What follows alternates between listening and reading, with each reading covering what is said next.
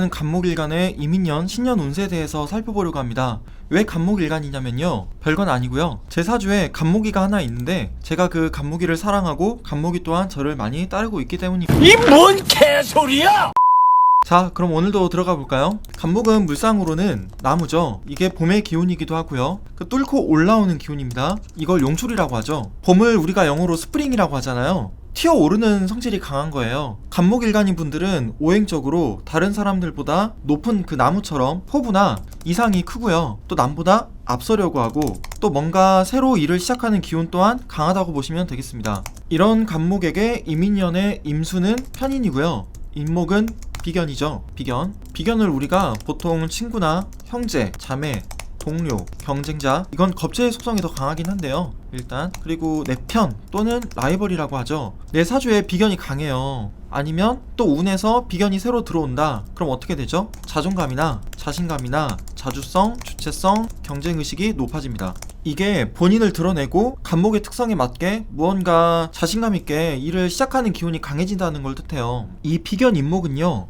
간목을 기준으로 했을 때 상당히 강한 기운입니다. 왜냐하면 이게 12운성으로 걸록지거든요. 그러니까 간목의 튼튼한 뿌리가 되어주는 거죠. 그런데 보시면 임목 위에 있는 이 임수가 수생목을 하잖아요. 수의 기운이 임목으로 향하니까 어때요? 임목의 뿌리도 튼튼해지고 임목의 뿌리를 내린 이 간목의 힘 또한 당연히 왕성해집니다. 제가 이민년 신년 총운을 이야기할 때도 말씀드렸는데요, 명리고전 적천수에 이런 말이 나오죠. 수탕기호. 사주에 수가 넘치면 뭐로 다스려줘야 된다는 뜻이죠? 호랑입니다. 임목이 호랑이잖아요. 이 임목이 수의 기운을 쫙쫙 빨아들이는 그런 힘이 되게 강하거든요. 예를 들면 집안에 수기가 넘친다, 아니면 내 사주에 수기가 많다, 이럴 때 집안에 호랑이 그림을 걸어두잖아요. 그러면 큰 도움이 된다고 하더라고요. 참고하시면 좋겠죠? 아무튼 이건 임수 편인의 기운이 비교적 빨리 임목으로 흡수된다는 이야기잖아요. 그러면 임목으로 힘이 빠르게 집중이 되죠. 그렇기 때문에요, 이민년에는 임목을 뿌리로 둔 간목일간들에게 적극적이고 진취적으로 시작하는 기운이 강해진다, 이렇게 보시면 될 것 같습니다. 제가 사실 갑자, 갑인, 갑진, 갑오, 갑신, 갑술 일주분들의 신년 운세도 다 다뤄야 되긴 하는데 이게 사주 구성에 따라서 변동폭이 워낙 크죠. 그래서 제가 좀 고민을 해봤어요. 그러니까 내년이 유리하냐 불리하냐.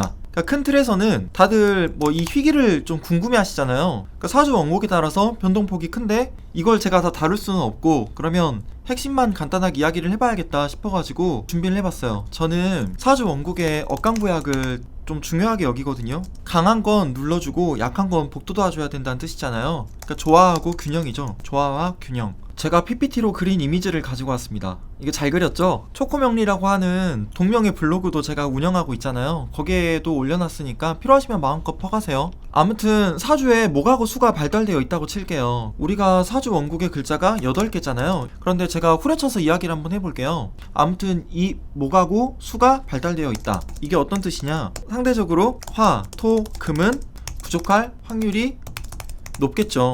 반대로 목, 수가 부족하다 그러면요, 화, 토, 금은 발달해 있을 확률이 높겠죠. 화하고 토, 금이 부족할 수 있다는 이야기는요, 바꿔서 이야기하면 화, 토, 금을 쓰는데 어려움이 따를 수도 있다는 뜻이고요. 화, 토, 금이 발달이 있다라는 뜻은 화, 토, 금을 잘 쓸 수 있다라는 이야기가 되겠네요. 그래서 제가 일단 대운이나 뭐 조우적인 부분들, 이런 부분들은 제외를 하고 정리해서 말씀을 드리면 이민년이 불리한 분이 있겠죠? 그리고 이민년이 유리한 분도 있을 거고요. 이민년이 불리하다라는 게 어떤 뜻이냐? 사주가 신왕하고요, 신강한 명식인 거예요. 이거는 수하고 목이 발달되어 있거나 아니면 수하고 목이 태과한 명식이란 이야기겠죠. 태과가 뭐냐면 과하다는 거예요. 좀 지나치게 있다는 뜻입니다. 그러면 이민년이 유리한 분은요, 이거는 신약한 명식이겠죠. 그러니까 수하고 목이 부족한 명식이 되겠습니다. 왜냐면 내 사주에 수하고 목이 발달되어 있는데 이민년에는 수하고 목이 또 들어오잖아요. 그러면 사주의 균형이 수하고 목 쪽으로 쏠리겠죠. 반대로 제가 이민년이 유리한 분들은 수하고 목이 부족한 분들이라고 했는데 이 부족한 기운이 내년에 수하고 목으로 다시 들어오니까 사주가 조화롭게 운영된다는 뜻이에요. 물론 사주라는 게 그 불균형한 것에서부터 본인의 개성이 나옵니다. 그리고 과하기 때문에 따르는 단점도 있지만 과하기 때문에 그건 이미 내 사주에 주어진 거고 내가 도구로 잘 쓸 수 있다는 뜻이 되기도 하거든요. 하지만 일단 억부적으로 보면 부족한 기운이 내 사주에 들어올 때 내 사주의 운이 유리하게 흘러가는 건 맞아요. 제가 신강한 사주하고 신약한 사주를 가지고 와봤습니다. 당연히 위에 게 신강한 사주고 아래 게 신약한 사주인데 이렇게 신강하고 신약하냐에 따라서 임민년 운이 아예 다르게 나타납니다. 이건 일단 명확하게 해두고 제 설명을 참고하셔야 될 것 같아요. 사주에 수나 목이 발달해 있으면 신강한 거고요. 사주에 수, 목이 부족하다 그러면 신약한 사주입니다. 이 사주는 수는 없는데 목 기운으로 가득하고요. 이 사주는 수 기운이 지지와 천간의 관통에 있기는 한데 상관이나 재성, 관성이 발달해서 조금 신약한 사주예요. 제가 잠깐 다른 이야기를 해보자면 사실 임수가 들어오니까 이게 임수가 편인이었잖아요. 이거 안 좋은 거 아닌가요? 라고 하는 분들이 있을 것 같아요. 아마 편인도식이라는 용어 때문에 그러실 것 같습니다. 특히 사주에 병화, 이 식신이 있는 분들이 이런 걱정을 좀 하실 수도 있겠죠. 이 편인도식이 어떤 뜻이냐면 이게 엎어트릴 도자예요. 뒤집을 도거든요, 한자로. 그러니까 편인이 이 식이라고 하는 밥그릇을 엎어트리는 거죠. 식상이 나의 활동성이잖아요. 근데 이걸 편인이 와서 방해한다는 겁니다. 그러니까 예를 들면 뭐 산에서 오두막집 짓고 거의 격리된 것처럼 은둔해가지고 사시는 분들 있죠. 그 나는 자연인이다. 자연 속에서 홀로 도 닦으신 분들. 그러니까 이걸 어떻게 쓰냐에 따라 다르겠지만 그러니까 내 생각이나 사고 때문에 사회생활에 방해가 따르는 거죠. 내 활동에 제약이 있는 거예요. 내 사주에 식신이 있어요. 간목일간 기준으로는 이 병화가 식신이 되잖아요. 그런데 편인 임수가 오면 무조건 편인 도식을 한다? 그래서 안 좋아진다? 그건 아닙니다. 왜냐면 이 병화하고 임수랑 충을 내서요 병화의 활동성이 더 강화될 수도 있잖아요. 그러니까 편인 도식이라고 하는 용어는 편인이 식신이 극할 때 그냥 부정성을 나타내는 용어일 뿐이에요. 무조건 내 사주에 식신이 있는데 식신 병화가 있는데 임수가 온다고 해서 편인 도식되고 내 사주가 안 좋아지고 뭐 내년에 배렸다 이런 건 절대 아니라는 뜻입니다. 이 편인 도식이라는 말이 왜 나왔는지 아세요? 그 원리를 좀 알아야 돼요. 인성이라는 게 뭔가요? 계획을 세우고 준비하고 인내하고 성찰하고 뭔가 한 가지에 끈질기게 파고드는 힘입니다. 이게 우리가 학습이라고 할 때 이게 배울 학이고 이게 익힐 습이잖아요. 학습의 관점에서는 배우는 게 학이면 이 인성은 습이에요. 습. 인성은 습에 가깝습니다. 그러니까 나를 발전시키고 성장시키는데 꼭 필요한 것이 인성이 되겠죠. 정인하고 편인을 잠깐 비교를 해볼게요. 이 편인은 정인보다 시야가 좁습니다. 그러니까 특수 영역이에요. 공부 중에서도 우리가 좀 재능이 필요하다는 공부 있죠. 건축이나 예술이나 공학이나 경제, 수학, 국어 등등. 우리가 국영수 같은 거는 일반 학문이라고 생각하시겠지만 뭐 수학 올림피아드 대회 이런 데 나가서 금상을 타고 1등 하는 사람들 있죠. 재능을 빛내는 사람들. 이게 편인 발달형이 좀 많아요. 편인 발달형. 그러니까 체육이나 기술이나 의술이나 예술들 이게 다 지금 술이 들어가잖아요. 이런 것도 해당이 되고요. 일반적으로는 남들이 관심 없는 어떤 한 분야에 꽂힌다 이렇게도 해당이 되겠습니다. 그러니까 직관의 영역이 강해지는 거예요. 흥미 위주로 어떤 학문이나 현상을 받아들인다. 국어라고 했을 때도 일반적인 국어가 아니라 뭐 의문론이나 아니면 고어 같은 특수 분야에 꽂히는 거죠. 그 철도 프라모델 만드시는 분 있죠. 아니면 뭐 건담? 건프라라고 하나요? 그런 걸 방에서 만든다고 막 식음을 전폐하는 분들 있죠. 아니면 뭐 프로그램을 코딩한다거나 이런 분들도 해당될 수 있겠습니다. 이게 명리라는 게 다 그렇듯 긍정하고 부정이 다 함께 공존을 해요. 편인의 장점을 제가 이야기해보잖아요. 그러면 이게 잘 발달되었을 때요 한 분야의 전문가가 되는 힘이 강해집니다. 직관력이 아까 발달한다고 했죠. 그리고 나를 성장시키고 내 끼를 마음껏 발산하는 그런 게 될 수 있는 거예요. 부정적인 요인이라고 하면 어떤 한 분야에 꽂히는 거니까 집착이 심해질 수도 있고 어떤 현상을 왜곡해서 바라볼 수도 있고 의심을 할 수도 있고 뭐 변덕을 부릴 수도 있고 예민해질 수도 있다고 봅니다. 그러니까 편인 도식된다 무조건 안 좋다 뭐 그렇게만 보지는 말자는 이야기입니다. 극단적으로 내 사주에 화 기운이 강해요. 그럼 어떻게 해야 돼요? 화 기운이 강해서 너무 뜨거우면 임수라고 하는 수 기운이라도 와서 화 기운을 조우적으로 다스려줘야겠죠.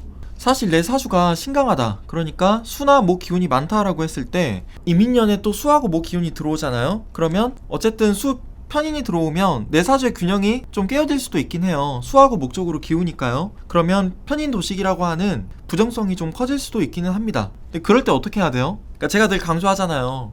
대세운에 따라서 어떤 불리함이 생겼을 때 그냥 받아들이는 게 아니라 적극적인 노력으로 나한테 필요한 기운을 끌어다 쓰자고 제가 말씀을 늘 드리죠. 편인 도식이 생길 것 같아요. 수가 들어와서. 그러면 이 반대되는 기운이 뭐예요? 편인의 부정성을 내가 덜어낼 수 있는 기운 뭐죠? 화식상하고 토재성이잖아요. 화식상이랑 토재성과 관련된 활동을 열심히 해야 된다는 이야기입니다. 간목일간에게는 임수가 편인이잖아요. 병화는 식신이고요. 그럼 화하고 관련된 이 식상적 활동을 당연히 열심히 해야겠죠. 식상적인 활동이 어떤 거예요? 내 삶의 여유나 긍정성을 더하는 활동들이죠.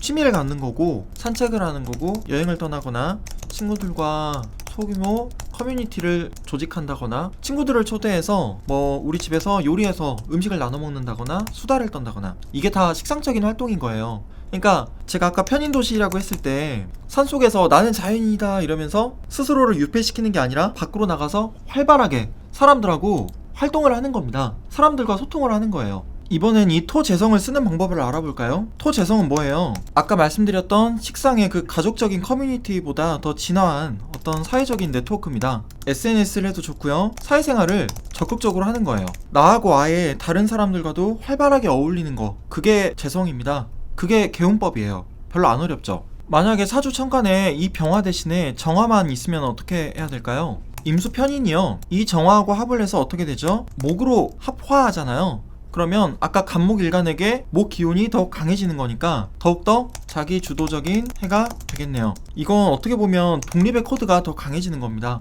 잠깐 관성에 대해서도 이야기를 한번 해볼게요. 예를 들어 사주 지지에 이렇게 일지에 신금이 있거나 월지에 특히 신금이 있어요. 그럴 때는 임목하고 강력하게 짝을 이루는 인신충이 되죠. 이렇게 신금이 일지나 월지에 있을 때는 환경 변화가 크게 나타납니다. 인신충이 있으면 우리가 보통 건강에 유의하라고 이야기할 수도 있어요. 그런데 임목하고 신금하고 1대1로 땅 충을 하잖아요. 그러면 둘의 에너지가 활성화가 되거든요. 그러니까 더 바빠진다라고 봐도 돼요. 왜? 에너지들이 서로 활성화되잖아요. 그러니까 분주해지는 겁니다. 아무래도 움직이는 에너지가 더욱더 커지니까 뭐 체력적인 부분에서든 아니면 사고 부분에서든 특히 유의하면 좋겠죠. 만약에 지지 신금이 아니고요, 천간에 신금이 있다, 이거는 관인상생이죠.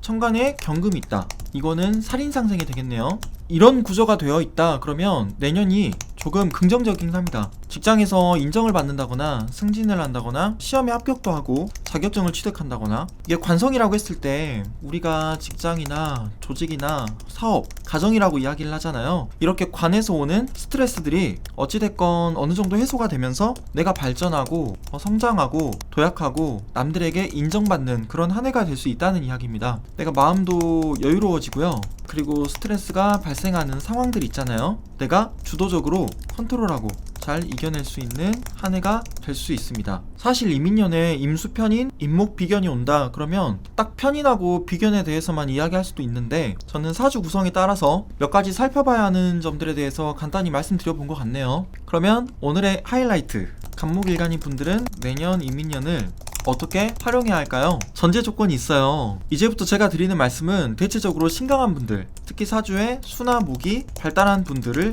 위주로 드리는 말씀입니다. 왜냐면 신강했을 때 내년 이민년이 대체적으로 불리할 수 있거든요. 만약 신약한 분들, 특히 수하고 목이 부족한 분들, 이분들은요 내년 이민년이 유리할 수 있어요. 유리할 수 있다. 이런 분들한테는 이민년에 어떤 개인적 그리고 사회적 성취가 높게 나타날 수도 있다고 봅니다. 신약한 분들이라고 하면 어떤 분들이냐? 아까 이런 분들이라고 보여드렸죠? 간목이 하나밖에 없잖아요. 물론 밑에 수가 있긴 하지만 상대적으로 목이나 수보다 화나 토, 금이 오행적으로 더 사주에 많이 분포되어 있는 분들이요. 이렇게 신약한 분들은 대체적으로 자기 사주에 발달한 오행을 내년도에 더욱더 잘 쓸 수 있는 해가 되거든요. 그러니까 물론 뭐 합이나 충이나 형 같은 것도 같이 봐야 되기는 해요. 그런데 식상이든 재성이든 관성이든 모두 자기 사주에 이렇게 발달한 도구들을 너무나 잘 쓸 수 있는 해가 됩니다. 이분 같은 경우도 관성하고 재성 모두를 가장 잘 쓸 수 있는 해가 아마 되실 것 같아요. 자, 그러면 이민년이 자칫 불리해질 수 있는 신강하고 신앙한 분들을 위한 팁을 이제 드릴게요. 첫 번째, 이런 분들은 이민년을 어떻게 보내면 좋겠냐? 나를 내적으로 발전시키기 위한 해로 삼자. 이 간목일간에게 임수 편인이 들어오잖아요. 이거 역시 인성이고요. 제가 원래 인성운이 들어올 때는 기구신이고 아니고를 떠나서 계획을 세운다거나 준비를 한다거나 성찰을 한다거나 공부한다거나 뭐 기다린다거나 계획한다거나 이런 활동을 했을 때 좀 유리해질 수 있거든요. 그래서 기구신 운이고 아니고를 떠나서 저는 이런 것들을 내적으로 행하는 그런 해로 삼으시면 좋을 것 같아요. 안 그래도 내 사주에 수하고 목이 많아서 신강하다. 그런데 비겁 임목이 들어오면 막 적극적으로 하려고 하는 뭔가를 하려고 하는 그런 에너지가 안에서부터 막 끌어오르거든요. 주체성이 높아진다고 했잖아요. 이러면 뭐 회사를 나오면 안 되는데 갑자기 그냥 뭐 사표 던지고 나와버린다거나 잘 될 것 같다고 생각하고 뭐 사업을 확장한다거나 그럴 수도 있거든요. 근데 적어도 신강한 분들은 외부적인 활동은 조금 줄이고 내적으로 나를 발전시키는 해로 삼으면 좋겠습니다. 자, 두 번째 팁은요, 자기 객관화를 위해 노력하자입니다. 편인이 들어올 때는 다른 애에 비해서 좀 자기 중심적이 되기 쉬워요. 이것도 임목 비견이 함께 들어오니까 내 주체성도 높아지고 왠지 내가 하는 말이 다 맞는 것 같고 내가 하는 결정도 다 옳은 것 같거든요. 그러니까 새로운 일을 뭐 계획하시는 분들은요, 이게 내 감정이나 내 생각대로만 행동하면 절대 안 됩니다. 여러 사람의 의견에도 경청하고요, 꼼꼼하게 내가 세운 계획을 점검하는 그런 해로 삼으면 좋겠습니다. 자, 마지막 세 번째는요, 이건 시작하신 분들에게 드리는 말씀입니다. 적극적으로 사회생활에 임해보자입니다. 왜냐? 사실 시작하신 분들은 좀 신축년에 힘드셨을 확률이 높아요. 내가 열심히 뭐 구직활동을 했는데 잘 안 풀리고 뭐 투자했는데 뭐 손해가 났다거나 아니면 회사에서 뭐 힘든 일이 많았다거나 그러다 보니까 뭐 소극적으로 웅크려가지고 계신 분들이 많을 것 같거든요. 하지만 내년에는 신약한 분들에 한해서 이민년에는 적극적으로 사회활동을 해보시면 좋을 것 같습니다. 이게 신축년에 비해서 이민년에는 내가 사회적으로 나를 적극적으로 드러내고요, 활동하기에 더욱 용이하거든요. 용이한 환경이 펼쳐진다. 취업에도 유리하고요, 사회생활을 하면서 주목받기도 좋고요, 승진하기도 좋고요, 주도적으로 내가 사회생활을 할 수 있는 그런 운이 펼쳐져요. 이민년이라고 하는 이 세운이 도와주고 있으니까 한번 자기 자신을 믿고 뭘 하시든 적극적으로 임해보시면 좋은 성과가 날 거라고 생각합니다. 이제 각 천간별 신년 운세 영상은 오늘로 끝입니다. 사실 지난주에 사주풀이를 어떻게 하는지에 대한 영상을 제가 올렸잖아요. 그런데 좀 너무 많은 분들이 영상을 봐주셔가지고 되게 감사하더라고요. 제가 회사 일도 좀 바쁜데 다른 바쁜 일들도 좀 많이 생겨서 을목, 정화, 무토, 임수일간 이분들에 대한 신년 운세 영상은 제가 다루지 못할 것 같아요. 그러니까 다른 천간 운세 영상을 보면 공부가 되실 것 같고 적어도 오행별로 제가 천간 하나씩 다루었잖아요. 그러니까 이해 좀 해주세요. 덧붙이면 그 구글 티스토리 블로그 중에 그 현묘라고 하는 분께서 운영하시는 안녕 사주명리 라는 블로그가 있어요. 여기 가보시면 일주별로 엄청 세세하게 이민년 운세에 대해서 잘 설명해주고 계시더라고요. 뭐 십신도 설명하고 12혼성도 설명하고 계시고 신살이나 뭐 저처럼 일간의 신강, 뭐 신약 여부 등등. 그러니까 유튜브로 명리 공부하는 것도 좋은데 저는 이 딱 블로그가 너무너무 교과서 같다고 생각을 해요. 되게 정리가 잘 돼 있거든요. 이런 블로그들 있죠, 마치 책을 읽듯이 블로그에 있는 이런 글들을 쫙 프린터해가지고 한번 시간 내서 읽어보세요. 모르는 부분이 있으면 내가 이렇게 표시하면서도 더 알아보시고 그러면 아마 공부가 더 깊어질 거라고 생각합니다. 명리 공부하시는 분들은 대부분 아실 텐데 제가 이 현면님 블로그는 주소를 유튜브 설명란에도 올려둘게요. 제가 다음 시간에는 우리가 일상생활에서 잘 모르고 쓰는 용어들 있죠, 뭐 갑갑하다, 임자 만났다, 좋은 얘기는 아닌데 병신이 육갑 던다 등등 이런 용어들을 제가 한번 정리 쭉 해서 재미삼아서 살펴보는 영상을 만들어 보도록 하겠습니다. 올해 신축년도 진짜 고생 많으셨어요. 내년 이민년에는 모두 행복한 일 가득하시길 바라겠습니다. 그러면 모두 새해 복 많이 받으세요.